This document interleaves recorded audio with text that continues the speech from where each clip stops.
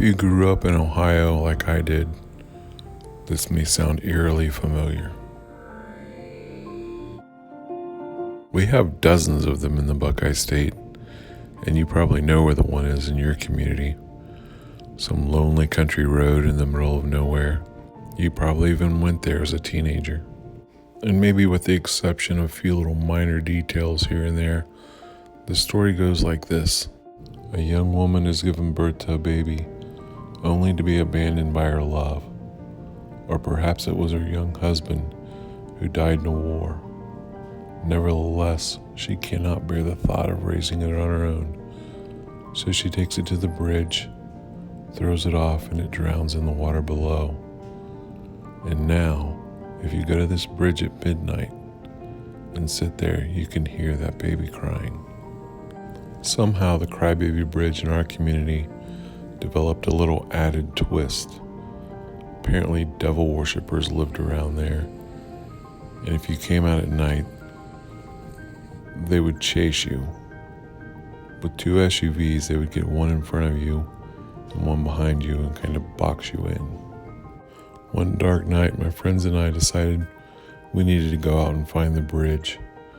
As we were out looking for it, sure enough, we realized that there was an SUV in front of us, and soon one appeared behind us.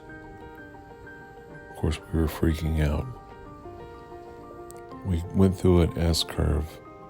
We were briefly out of sight of both SUVs, so my friend decided to turn his car around. As he was doing so, it died. This had never happened before. We sat there breathlessly waiting. What in reality was just a few seconds seemed like an eternity. Once he fired it up, we got out of there as fast as we could. We hadn't even found the bridge, but at that moment we didn't care. We just wanted out of there. Later, we decided to go back. On our second try, we found the bridge. Nothing happened while we were there, but I'll never forget the ride home. I remember my friend's radio didn't work, and we had a boombox in the back. It just started to rain, and we were listening to Stairway to Heaven on the radio. We went through a curve. My friend lost control. We're heading straight towards a telephone pole. As we hit the gravel on the side of the road, it kicked our car over to the left. The pole hit the front corner of the car and split in two.